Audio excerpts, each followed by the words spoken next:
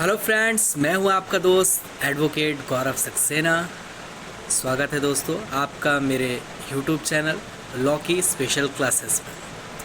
दोस्तों, लॉ की special classes में आज हम बात करेंगे आईपीसी की कुछ महत्वपूर्ण धाराओं के बारे में। इससे पहले मैंने आईपीसी के ऊपर ही बनाया हुआ है वीडियो, पर उसमें कुछ एमसीक्यूज़ थे जो इम्पोर्टेंट थे, आप उन्हें देखिएगा ज़रूर। तो चलिए चलते हैं, आईपीसी की धाराओं को आज हम पढ़ते हैं। और उससे पढ़ने से पहले हम आईपीसी के बारे में थोड़ा जान लें। भारतीय दंड संहिता 1860 है क्या?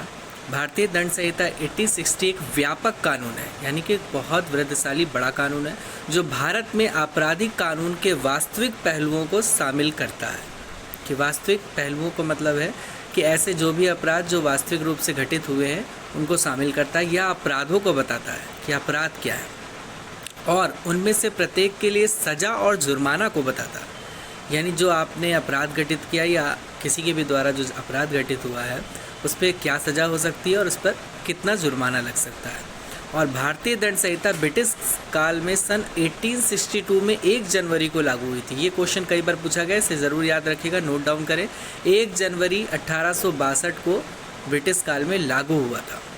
आईपीसी में 23 चैप्टर है कुल, इसे नोट कर ले, जिनमें कुल 511 धाराएं हैं। ये क्वेश्चन पूछा जा चुका है कि कुल आईपीसी में कितनी धाराएं हैं, तो 511 धाराएं। सबसे अहम बात जो है इसमें देखिएगा, सबसे अहम बात ये है कि आईपीसी भारत की सेना पर लागू नहीं होती है। दोस्तों, भारत की जो भी सेनाएं हैं उन पर आईपीसी लागू नहीं होते, उनके अपने मार्शल लॉ होते हैं।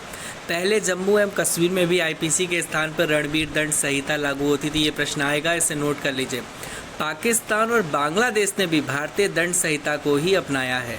लगभग इसी रूप में यह विधान तत्कालीन ब्रिटिश सत्ता के अधीन आने वाले Burma, Sri Lanka, Malaysia, Singapore, Brunei आदि में भी लागू कर दिया गया था। चलिए दोस्तों, आईपीसी के सेक्शन की तरफ बढ़ते। पहला सेक्शन आपके सामने आ गया, आईपीसी संहिता का नाम और उसके प्रवर्तन का विस्तार। यानी आईपीसी के सेक्शन फर्स्ट में हम जानेंगे कि उसका प्रवर्तन क्या है और विस्तार कितना बड़ा विस्तार है इसका।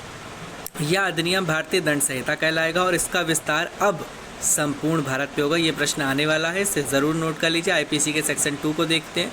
धारा 2 के अनुसार हर व्यक्ति इस संहिता के उपबंधों के प्रतिकूल हर कार्य या लोभ का जिसका वह भारत के भीतर दोषी होगा इस संहिता के अधीन दंडनीय होगा या नहीं होगा, ये डिसाइड कौन करेगा? आईपीसी करेगा। जी हाँ, इस चीज़ को बहुत अच्छे से नोट कर लीजिए कि आईपीसी का सेक्शन 2 में अपराध घटित हुआ है तो उस पर दंड होगा या उसको दंड नहीं दिया जाएगा, या आईपीसी सेक्शन के अनुसार ही तय किया जाएगा। ये आईपीसी के सेक्शन 2 में कहा गया।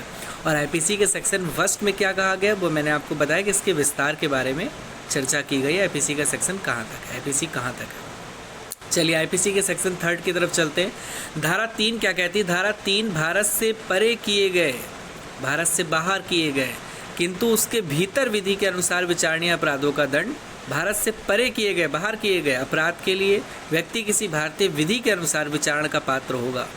भारत से परे किए गए किसी कार्य के लिए उससे संहिता के उपबंधों के अनुसार ऐसा बरता जाएगा मानो वह अपराध भारत के भीतर किया गया है। यहाँ अगर कोई व्यक्ति बाहर जाता है, वहाँ जाके कोई अपराध घटित करता है तो उस पर ऐसे कार्रवाई की जाएगी जैसे कि वह कार्य भारत के भीतर हुआ है, लेकिन उसके लिए ज़रूरी है कि वह अपराध आईपीसी के अंतर्गत आता हो। चलिए आईपीसी के सेक्शन 4 की तरफ हम आगे बढ़ते हैं। अगर कोई भारतीय नागरिक विदेश में अपराध करता है, देखिए आईपीसी सेक्शन 3 का ही मिलता जुलता है, नागरिक विदेश में अपराध करता है या कोई विदेशी, अब देखिए जुड़ गया, विदेशी की बात भी हो गई। अभी तक भारत से परे था, अब विदेशी की बात हो रही। विदेशी नागरिक भारत की सीमा में आके अपराध करता है, तब भारतीय दंड संहिता की धारा 4 के अनुसार भारतीय न्यायिक संस्थाओं को ऐसे लोगों पर मुकदमे चलाने और उनके अपराधों की जाँच करने का अधिकार होगा।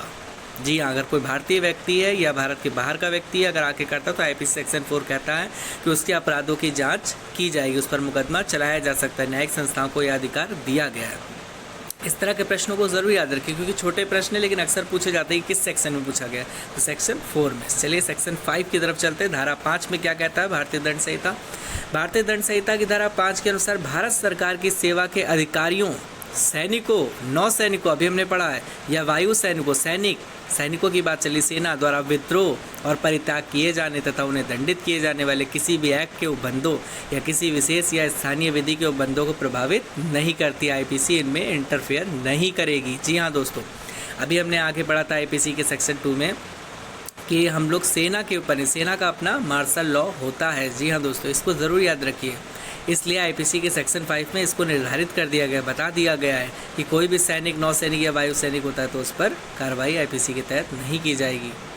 चलिए सेक्शन 6 की तरफ चलते हैं।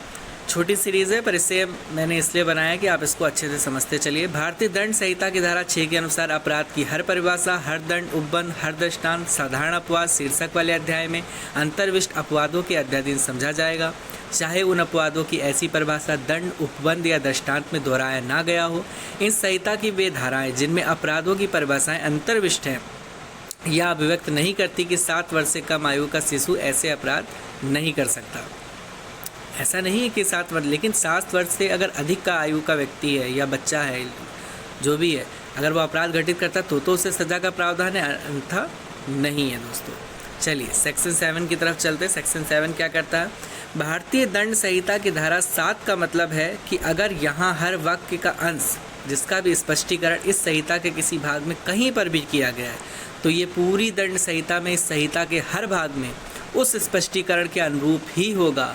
आम भाषा में कहें तो आईपीसी का सेक्शन 7 कहता है कि कानून सबके लिए बराबर है। जब भी ये प्रश्न पूछा जाए कि कानून सबके लिए बराबर है, किस सेक्शन, किस धारा में कहा गया, तो धारा 7 हमेशा याद रखिएगा कि कोई भी ऐसा अपराध जो घटित किया गया है तो उसमें जो कानून होगा वह चाहे मंत्री हो, चाहे एक ठेले लगाने वाला व्यक्ति हो, सबके लिए कानून बराबर है। किसमें कहा गया? आईपीसी के सेक्शन 7 में ही पहले बता दिया गया है।